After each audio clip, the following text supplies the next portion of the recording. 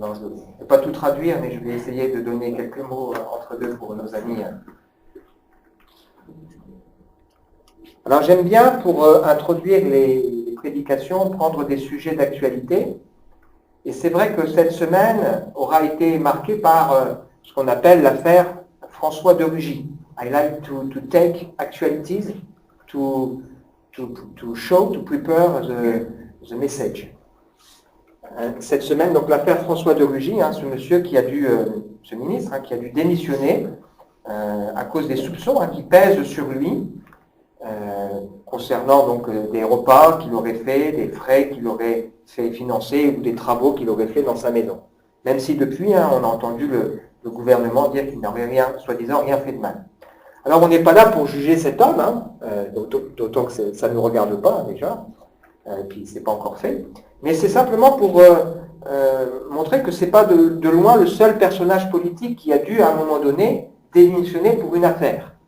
Vous avez par exemple cette ministre qui s'appelle Laura Flessel, qui a dû démissionner pour fraude. Vous avez ce monsieur qui s'appelle Bruno Leroux, qui va démissionner en 2017 parce qu'il aura employé ses 2 filles étudiantes.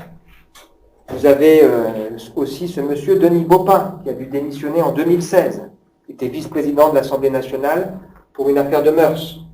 Vous avez encore Thomas Thévenoud. Alors lui, c'est le record, il aura été ministre 9 jours et il aura dit qu'il avait la phobie administrative.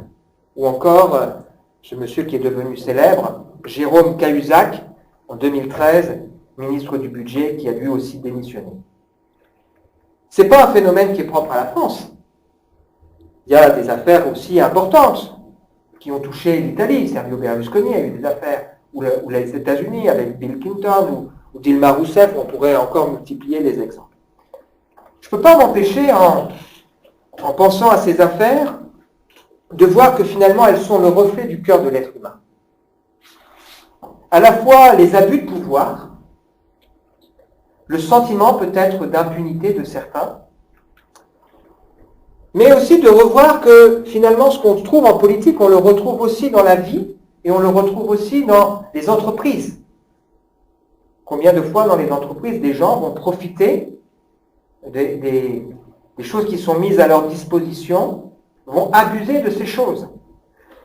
On retrouve ici la démarche du cœur humain qui a une difficulté à reconnaître ses torts, une difficulté à reconnaître ce qui doit, ses malversations. Mais on voit aussi la méchanceté de ceux qui, à un moment donné, peuvent les coincer et n'hésitent pas à le faire.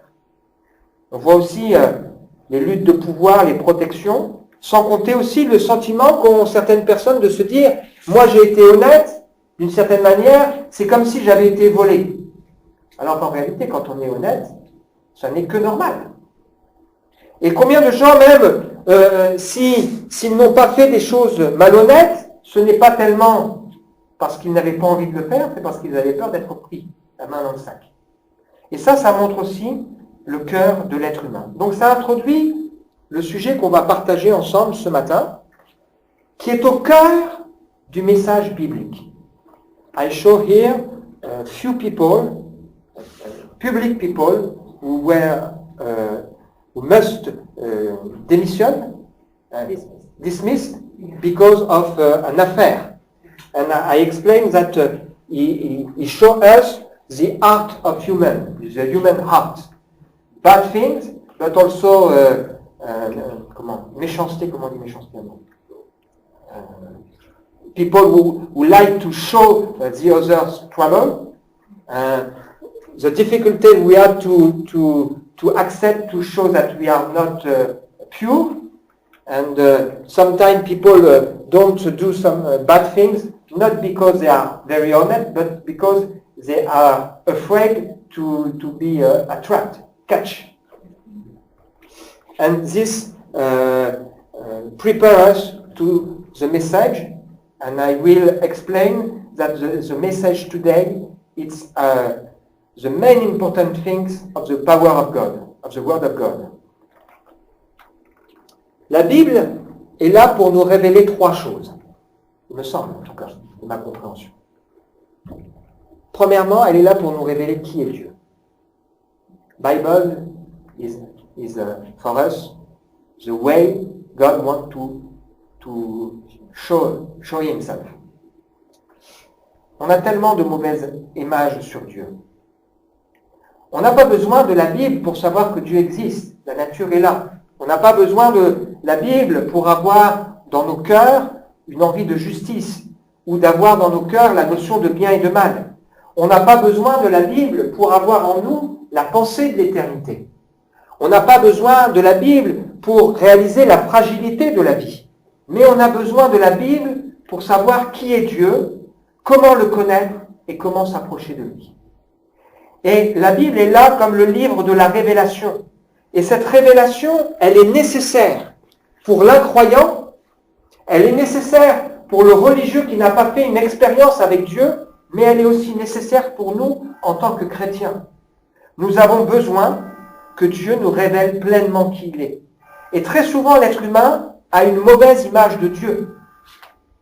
On est marqué dans nos vies par notre éducation, avec peut-être cette peur que Dieu nous punisse, ou avoir peut-être cette peur que Dieu ne serait pas le Dieu bon qui ferait les meilleurs choix pour nous, ou cette pensée que Dieu peut-être ne nous comprend pas, ne comprend pas ce que l'on vit, qu'on a besoin de lui expliquer. Peut-être cette pensée que les projets que Dieu fait pour nous sont moins bons que ceux que nous on envisagerait.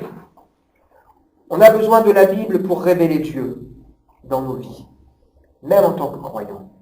Job, qui était un homme de Dieu, dont la Bible nous dit qu'il était un modèle pour nous, reconnaîtra à la fin de son expérience: j'avais entendu parler de toi, mais maintenant mon œil t'a vu. J'avais besoin de mieux te connaître. David, qui à un moment donné va être choqué par Dieu lors du transport de l'arche, qui va punir cet homme qui mettra la main sur le char, va prendre conscience qu'il a besoin aussi de mieux connaître Dieu. Et l'Écriture nous dit que la vie éternelle, la vie que Dieu met en nous, elle est là pour nous permettre de connaître Dieu.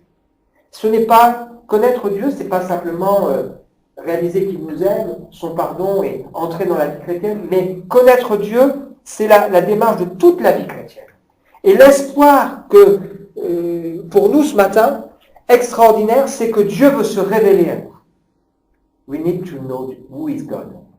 Not only those who don't know Him, but even us, we are Christian. Sometimes we have bad things about God. When we believe that God don't understand us, when we think that God don't love us, don't understand what we are living today, when we believe that we can have better things than God, better projects than God has for us, we need Him to show who He is in. And for example, I take the example of Job. We were a man who know God, but at the end of this book, he say, I have heard of you, now I know you. So we need to better know God. La deuxième chose que la Bible est là pour nous révéler, elle est là pour nous révéler qui nous sommes réellement. La Bible est comme un miroir. Et la Bible, c'est vrai, à ce côté extraordinaire, c'est qu'elle révèle ce que l'être humain est en train de vivre. Elle révèle la civilisation, le monde dans lequel nous sommes. Et c'est vrai que souvent on aime, en lisant la Bible, de voir et de comprendre combien elle est d'une étonnante actualité. Et c'est tellement facile pour nous de nous asseoir avec des amis et de dire « Oui, c'est vrai, les gens sont égoïstes, amis de l'argent, hautains, fanfarons. » C'est tellement facile pour nous de discuter avec les gens en disant « Oui, la nature est détraquée, il se passe des tas de choses. » Mais c'est tellement plus difficile d'accepter que la parole de Dieu vienne comme une épée qui pénètre nos cœurs et qui nous révèle ce qu'il y a à l'intérieur. Et la Bible est un message qui n'est pas seulement là pour nous montrer l'être humain, mais elle est là aussi pour nous montrer qui nous sommes. Depuis ce matin, on réfléchit à Dieu qui veut transformer nos cœurs. Je réalise plus j'avance avec Dieu que mon cœur est tortueux. Bien sûr, je peux prendre l'excuse lorsque je me mets en colère pour un certain nombre de choses, de dire il y a trop de pression, ou c'est le petit qui me pousse à bout. Mais en réalité, tout ça, ça révèle mon cœur qui est mauvais et qui a besoin d'être transformé. Celui qui est peut-être jaloux peut prendre l'excuse en disant « il me provoque ». Mais en réalité, tout ça, ça révèle quoi? Ça révèle notre cœur qui est mauvais. Peut-être on peut se dire « c'est telle chose qui m'a provoqué, qui m'a conduit là ». Mais en réalité, c'est là pour révéler nos cœurs qui sont mauvais. Et la Bible, la parole de Dieu, l'Évangile, c'est cette bonne nouvelle de Dieu qui transforme le cœur. Et cette transformation de Dieu dans nos vies, ce n'est pas simplement la transformation d'un jour. Bien sûr, il a fallu cette nouvelle naissance qui est extraordinaire. Mais un bébé, le miracle, c'est la vie. Mais ensuite, il se transforme, il grandit, il progresse. Il y a des choses qui changent en lui. Et Dieu, à travers sa parole, veut encore changer nos cœurs et nos vies. Changer notre manière de raisonner. Changer notre manière de comprendre les choses. Martin Luther, qui est à l'origine de la Réforme, il a publié les 95 thèses. La première de ces thèses, elle dit ceci: faites pénitence, ça veut dire repentez-vous. En disant repentez-vous, notre Maître et Seigneur Jésus-Christ a voulu que la vie entière des fidèles soit une repentance. La vie chrétienne, c'est une vie qui est faite de repentance. Dieu veut changer nos cœurs. I explain that the Word of God is not there only to explain how is our society. For example, people who are selfish, people who are to explain that the nature is destroyed, but the Word of God is there like a sword to penetrate our hearts and to show how we are. And the gospel is there to change our life, not only to help us to born again, like a children when he is small, the miraculous is life, but after he needs to change, to grow. And God wants us to change and to grow. He wants to show what is wrong in our life. Sometimes we say, it's not my fault. It's because he provoked me. But in fact, he shows us that we need God to change us. We need God to change our life. And the gospel is there, that the power of God to change the life of people. Change our way to think. And Martin Luther, the first thèse he gives is to say that Christian life is all repentance and faith in God. Et la troisième chose, la Bible est là pour révéler les projets que Dieu a pour nous. Toute l'écriture est inspirée et utile pour enseigner, pour convaincre, pour corriger, pour instruire dans la justice, afin que l'homme de Dieu soit propre et préparé pour toute œuvre bonne. Et là aussi, il est important pour nous de réaliser que si nous sommes sauvés pour que Dieu continue de nous transformer et qu'à travers notre transformation, il se révèle aux autres. C'est pour ça que tout à l'heure, en introduction, j'ai pris l'exemple de Paul qui dit « Dieu a fait voir en moi le premier la transformation qu'il est capable d'opérer. » Et le chrétien, ce n'est pas un homme parfait, mais c'est un homme qui se laisse transformer par Dieu et qui peut montrer aux autres combien Dieu le transforme. Et Dieu veut nous préparer pour des œuvres d'avance. Alors là, il ne faut pas non plus qu'on se fasse des illusions. Les œuvres dans lesquelles Dieu veut nous faire entrer ne sont pas là pour nous accomplir nous, ne sont pas là pour montrer qu'on est meilleur que les autres, mais elles sont là pour glorifier Dieu. Nous sommes là pour glorifier Dieu, pour honorer Dieu. C'est ce que nous avons partagé ensemble depuis le Seigneur, depuis le début. L'Évangile est un message incarné.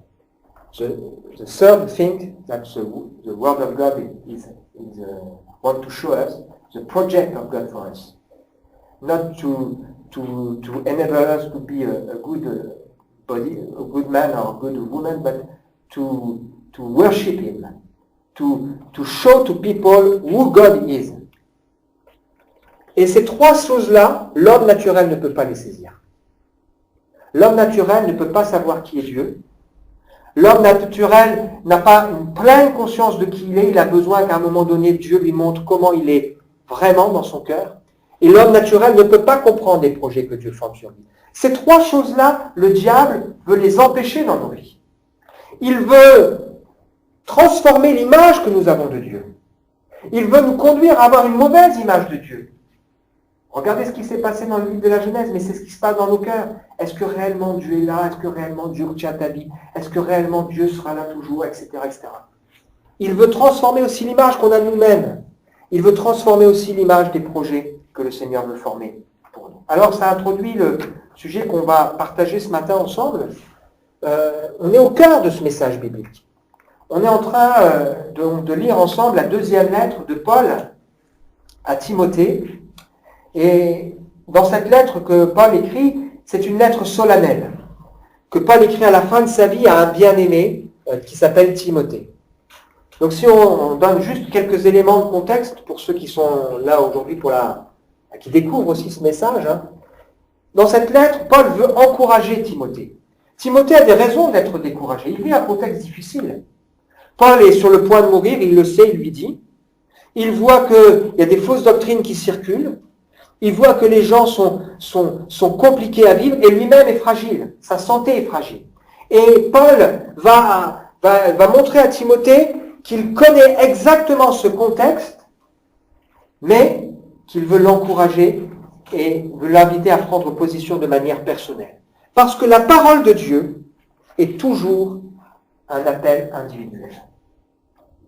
Il dit à Timothée, il y a un contexte, ok, mais toi, je me souviens de ton expérience, de tes larmes, de ta foi sincère. Je me souviens de ce que tu as vécu. N'oublions jamais ce que nous avons vécu avec Dieu. Dieu a déjà commencé en nous une œuvre.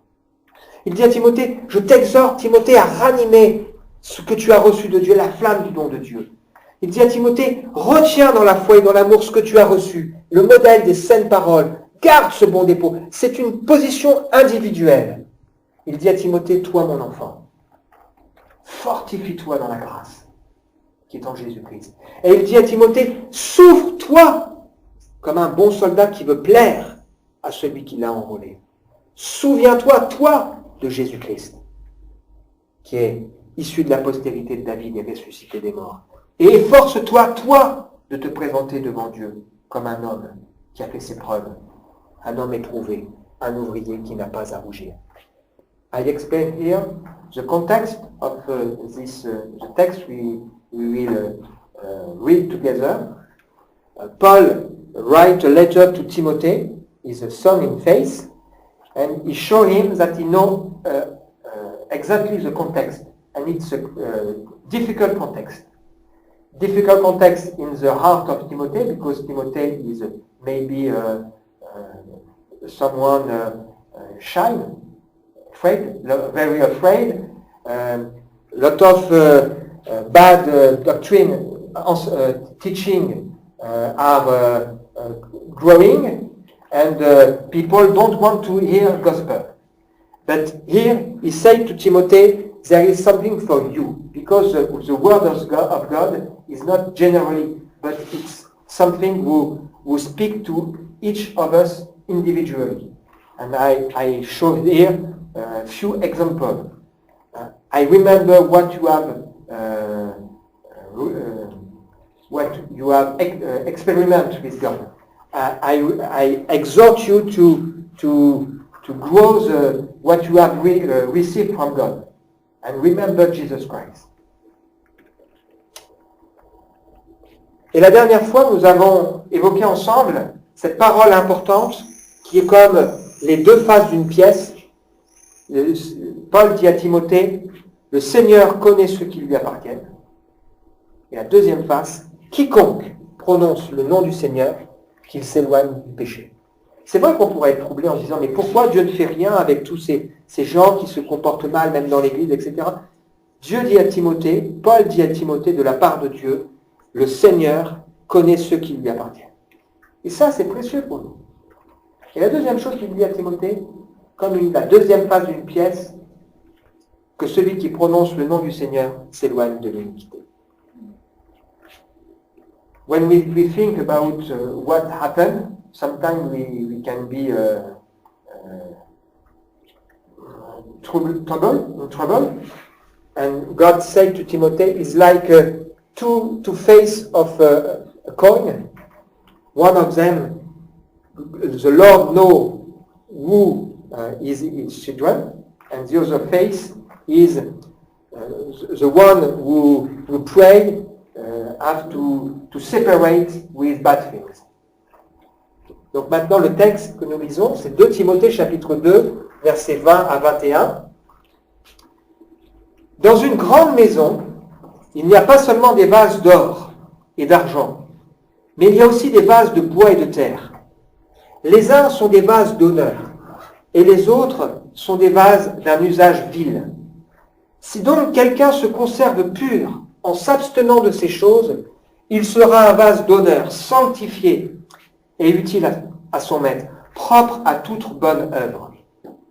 Et à travers ce texte, nous allons considérer ensemble 4 choses que Dieu veut pour nous et comment il les veut.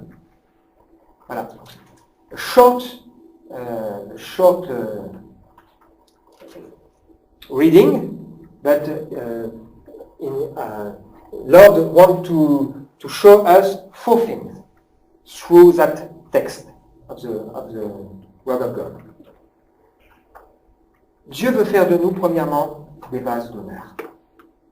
Dieu veut faire de nous des vases d'honneur. Des traductions traduisent « Dieu veut faire de nous des vases d'un usage noble ». On a tous dans la vie besoin, je crois, de reconnaissance. On a tous besoin d'être aimés, de se sentir utile. C'est d'ailleurs ce qui fait que les gens sont placés en compétition. Ils ont envie d'être le plus aimé, ils ont envie d'être celui qu'on reconnaît le plus, ils ont envie d'être celui qui est le plus indispensable. Mais avec Dieu, c'est pas comme ça que ça marche. Dieu ne veut pas que ce soit nous qui soyons mis à l'honneur. Il veut que ce soit lui qui soit à l'honneur. Et un vase, c'est pour ça que j'ai pris cette image tout à l'heure dans le temps avec les enfants, le vase, il sert à quoi? Il sert à honorer ce qu'on va mettre à l'intérieur. Et Dieu veut faire de nous des vases, des personnes qui servent à révéler sa gloire. Et ça ne peut passer que par une transformation. Le péché, ce n'est pas seulement un acte immoral, c'est une rébellion. Le péché, c'est une offense à Dieu. Le péché, c'est le fait de manquer le but. Et manquer le but, c'est adorer, dans l'Épître aux Romains, autre chose que Dieu. Et souvent, on s'adore soi-même. On est très fort pour ça. Et le but de Dieu dans nos vies, ce n'est pas seulement de nous pardonner et de nous sauver. Le but de Dieu dans nos vies, c'est de nous restaurer. Pour que nous puissions être ce pourquoi nous avons été créés. Honorer et glorifier le Seigneur. Nous avons vécu par nous-mêmes comme si Dieu n'existait pas. Nous sommes aujourd'hui appelés à nous offrir, à offrir à Dieu nos vies, pour qu'à travers nous, il puisse se révéler. Est-ce que ma vie honore et glorifie Dieu? Est-ce que dans ma vie, l'honneur et la gloire de Dieu, c'est quelque chose d'important? Dieu veut faire de nous des adorateurs, en esprit et en vérité. Qui est-ce que nous adorons? Ce n'est pas ici une question de mots. Ce n'est pas seulement une question de mots, c'est une question de qui dans ma vie est à l'honneur et à la première place sur le trône. Quand le Saint-Esprit est venu, qu'est-ce qu'ont fait les chrétiens? Ils ont adoré le Seigneur. Et les gens qui étaient autour étaient surpris en entendant des gens glorifier Dieu. Et le Seigneur veut faire de nous des vases d'honneur, des vases qui servent à révéler qui il est, à montrer au monde qui il est. The first thing God wants to make in us is to enable us to be the vase honor, to show His glory. We are not saved only to be pure. We are not saved only to go to heaven. We are saved to adore, to worship, to show to people around us who is God and what the change God has made in us. The sin is not only immoral things, but the sin, it's a rebellion against God. And now we have to decide to say, okay, my life is for you. I want you to be honorified in my life. Nous sommes sauvés, destinés à honorer Dieu. La deuxième chose que ce texte nous révèle, c'est que Dieu veut faire de nous des gens qui sont purs et sanctifiés. Purs et sanctifiés. J'ai fait exprès tout à l'heure d'introduire notre culte avec ce texte de l'Épître aux Éphésiens. Avant même la fondation du monde, Dieu nous a aimés pour que nous soyons saints et irréprochables devant lui. C'est-à-dire purs et sanctifiés. J'ai fait exprès tout à l'heure, avant ce temps de louange, de lire ce texte de l'Épître aux Romains, chapitre 8, qui nous dit que ceux qu'il a appelés, il veut aussi les transformer à la ressemblance à l'image de Jésus. Et depuis tout à l'heure, on réfléchit, on se dit, mais qu'est-ce que le Seigneur doit changer dans ma vie? Je suis en train de lire un livre qui s'appelle... c'est quoi? Ça peut changer. Qu'est-ce qui peut changer dans votre vie? Voilà. Ça peut changer. Et l'évangile, c'est un message qui transforme le cœur et qui transforme la vie. Il est important pour nous de réfléchir à cela. Qu'est-ce que le Seigneur doit encore transformer dans nos cœurs, dans ma vie? Il veut me purifier et il veut me sanctifier. Quand Jésus va laisser à ses disciples cette parabole dans Jean 15, il dit « Je vous ai dit ces choses pour que ma joie soit en vous et que votre joie soit parfaite. » Ça, on est d'accord. C'est quoi le contexte? C'est la parabole du cep et des sarments. Il veut émonder ma vie. Ça fait mal. Hein? Il veut enlever des choses mauvaises pour que ma joie soit parfaite. C'est-à-dire aussi pour que je puisse pleinement l'honorer et le glorifier. Et on en a besoin. Qui pourrait prétendre, j'ai plus besoin que des choses changent dans ma vie? Qu'est-ce qui fait que nous pouvons ne pas être purs et sanctifiés? C'est qu'on est salis. On est salis par les choses dans lesquelles on est salis par les choses que nous commettons, et nous avons besoin, comme les disciples, que le Seigneur régulièrement lave nos pieds. Bien sûr, il nous a purifiés, mais nous avons encore besoin qu'il fasse cette œuvre encore dans nos cœurs et dans nos vies. Qu'est-ce qui fait que nous ne sommes pas encore pleinement sanctifiés? C'est que le Seigneur, il doit encore régler des choses dans nos cœurs et dans nos vies. Alors ça, c'est pas facile à entendre. Moi, j'aime pas entendre que j'ai des choses qui doivent changer. Mais le formidable espoir de l'Évangile, c'est ce message qui nous dit « Dieu peut changer quelque chose en moi. Dieu veut continuer de le faire. Dieu veut faire de moi un vase qui l'honore et il veut faire de moi quelqu'un de pur et de sanctifié pour lui. » Et pour cela, pourquoi il veut faire ça? I explain that the gospel is not always easy to understand. But I believe that it's the power of God, that He wants to change our life. It's not easy to understand. You have to change. Or you have to let God change your heart. But what God wants to do, He wants to make us like the vase d'honneur for Him. But for that, He needs to purify our heart and to change something in our heart. And it's possible because of the Spirit of God. And it's what God wants to do in our heart. I take the 15th chapter of John, who says that I told you that because for your joy to be full. And what is the context of that? It's the parable of cep et sarment, vineyard parable. God wants to cut something in our heart because He wants the joy of Him full in our heart, but He needs to cut something. And it's not always easy to understand. La troisième chose que Dieu veut faire, il veut nous rendre utiles entre les mains du Maître. Utiles à son Maître. C'est que nous soyons des vases d'honneur qui servent Dieu, alors que Dieu n'a pas besoin de nous. Nous, l'être humain, on fait des calculs de rentabilité. Mais avec Dieu, les choses ne se passent pas de cette manière.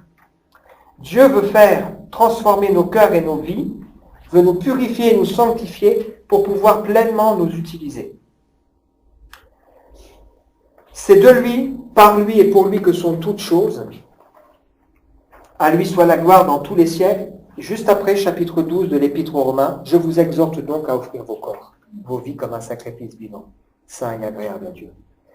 Parce que tout est en lui, parce que tout est par lui, parce que tout est pour lui, eh bien nous sommes appelés à offrir nos vies au Seigneur. Pourquoi? Parce qu'aujourd'hui nous voulons que nos vies soient utiles entre les mains du Maître. Il y a des textes qui sont surprenants dans la Bible. Par exemple, il y a ce texte qui nous dit que Dieu a tout fait pour un but, même le méchant pour le jour du malheur. Celui qui ne veut pas glorifier Dieu, celui qui ne veut pas de Dieu dans sa vie, un jour il glorifiera Dieu. Il glorifiera Dieu parce qu'il montrera pleinement la justice de Dieu. D'une certaine manière, il sert aussi à la gloire de Dieu parce qu'il montre toute la patience de Dieu. Il révèle des traits de caractère de Dieu. Il y a des textes étonnants. La Bible nous dit que Dieu a laissé des vases qui serviront à révéler son jugement, parce qu'ils serviront à révéler sa sainteté et sa grandeur. Nous, aujourd'hui, nous avons ce désir que le Seigneur fasse de nous des vases d'honneur, qu'il nous transforme pour que nous puissions devenir utiles entre les mains du Maître. C'est un honneur de servir Dieu, parce que Dieu n'a pas besoin de nous. Et il ne faut pas qu'on se trompe de sens. Dieu veut nous transformer pour nous rendre utiles. Quand Jésus va rencontrer cette femme samaritaine, il va lui dire que celui qui croit en lui, eh bien, il n'aura plus besoin d'aller chercher une autre eau, parce qu'il aura en lui une eau qui jaillira jusque dans la vie éternelle. Il est en train de dire aussi à cette femme que non seulement Dieu veut combler tous ses besoins, mais aussi qu'il veut faire d'elle une source de bénédiction pour d'autres.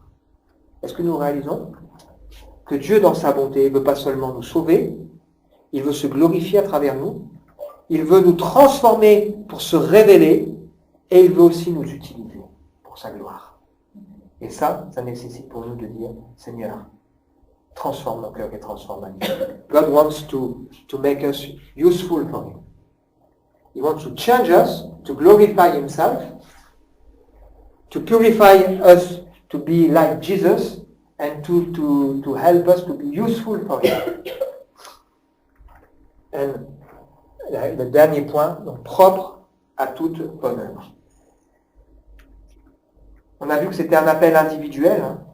Le Seigneur veut que nous soyons propres et prêts pour toute œuvre bonne.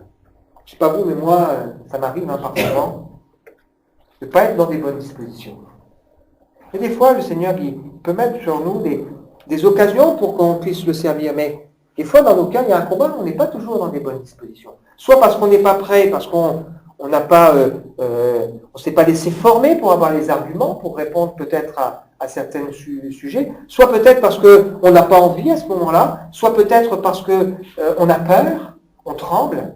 Et Dieu, pour cela, il veut nous transformer, il veut nous former pour que nous puissions être prêts à toute bonne œuvre. Et nous avons pour cela besoin de nous préparer. Comment être prêt? Bien, il faut avoir un cœur bien disposé. Il faut aussi se tenir devant lui, devant sa face. Jean pouvait dire, il faut qu'il croisse et que moi je diminue. C'est ma prière aussi. Le Seigneur, que tu grandisses dans ma vie. Je veux que tu formes en moi ton caractère et moi je veux diminuer. C'est quelque chose qui tient à cœur à Paul. Paul souvent insistera auprès de Timothée comme auprès de Tite pour évoquer le fait que Dieu nous a sauvés pour de bonnes œuvres.